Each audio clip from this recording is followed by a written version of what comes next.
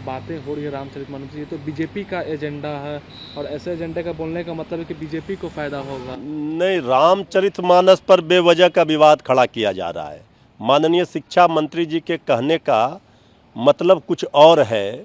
जिस चौपाई को लेकर के उन्होंने बात कही है, रामचरितमानस पर और भगवान राम पर तो उन्होंने सवाल ही नहीं खड़े किए हैं। तो इसको लेकर के बेवजह का इसे तूल दिया जा रहा है और हमारे विरोधियों के झांसे में हमारे सहयोगी भी फंस जा रहे हैं।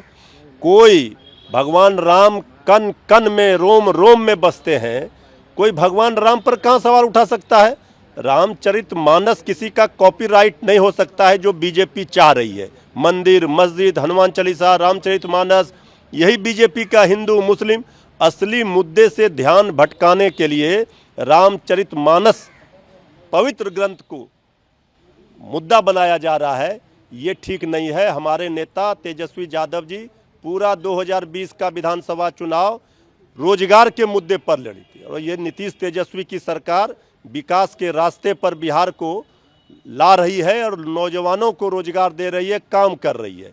इसलिए असली मुद्दे से ध्यान न भटके कोई किसी का और बीजेपी के झांसे में कोई ना आए, ये हमारा अपील है। लेकिन अब उपेंद्र कुशवाहा तो ये भी करे कि मामला को संज्ञान में लाना आवश्यकता है। भाई सारे चीज़ों का संज्ञान में है, हमारे नेता के संज्ञान में सारी चीज़ें हैं। जब कोई ऐसी बात ही नहीं की गई है तो क्यों इस मामले को तूल दिया जा रहा है, हवा दिया जा रहा है। ये बीजेपी तो ये चाहती है। हमारा कहने का मतलब है, ये तो हमने कह रहे हैं कि हम जिस दलित वंचित शोषित की लड़ाई, उसके हक और हकूक़ की लड़ते रहे हैं, ये समाजवादियों का जो चरित्र रहा है। हम लोग तो राम को मानने वाले हैं, रामायण मेला लगाने वाले हैं। वो रामचरितमानस और राम भक्त का नकली पाठ करने वाले लोग वो क्या रामचरितमानस पर ज्ञान देंगे। ये बीजेपी यही करती है और इसी मुद्दे पर चाहती है कि लोगों का ध्यान भटक जाए। इसी मामले पर आपके जदयू के विधायक के सहयोगी है डॉक्टर संजीव कुमार, वो तो कह रहे हैं शिक्षा मंत्री का मानसिक स्थिति ठीक नहीं और उनको इस्लाम धर्म कबूल कर देना चाहिए। गलत बयानी किसी को नहीं करना चाहिए। रामचरितमानस को लेकर के हम अपील करेंगे कि बेवजह का बीजेपी के झांसे में और बीजेपी जो चाह रही है माहौल ख़राब करें, इसे मुद्दा बनाना, इसमें हमारे सहयोगी न फंसें और इस तरह के बयानों से परहेज करें। नीतीश तेजस्वी की सरकार महागठबंधन की बनी है बड़ी लड़ाई के लिए, लोकतंत्र को, देश को, संविधान को बचाने के लिए। 24 की लड़ाई है बड़ी,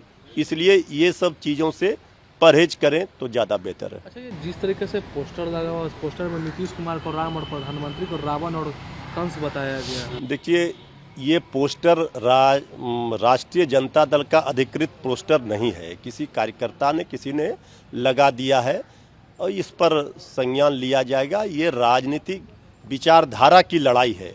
राजनीति लड़ाई में ये सब चीज़ें नहीं होती हैं। तो विचारों की लड़ाई में जनता लोकतंत्र में मालिक होता है और जिसे जनता आशीर्वाद देती है वो सत्ता में आता है। देश के आदरणीय प्रधानमंत्री है, वो बीजेपी के प्रधानमंत्री नहीं है और जनता ने जिसे भी अर्श पर पहुंचाया उसे फर्श पर भी पहुंचा दिया। तो 24 में जनता तैयार है आदरणीय नरेंद्र मोदी जी की सरकार को सत्ता से हटाने के लिए। तो ये जनता तय करेगी। ऐसे पोस्टर से, ऐसे बयानों से राष्ट्रीय जनता दल का कोई लेना देना नहीं है। क्या लगता है कि महागठबंधन में 2024 में नीतीश कुमार प्रधानमंत्री पद के? आदरणीय नीतीश कुमार जी प्रधानमंत्री पद के लिए सबसे योग्य उम्मीदवारों में से एक हैं, लेकिन ये तय होगा जब सभी विपक्षी पार्टियां बैठेंगी एक साथ। अभी आदरणीय नीतीश कुमार जी ने खुद ही कहा है उनका उद्देश्य है सभी विपक्षी पार्टियों को एकजुट करना। तो इस काम में आदरणीय लालू प्रसाद जी, नीतीश कुमार जी, श्री तेजस्वी यादव जी लगे हुए हैं।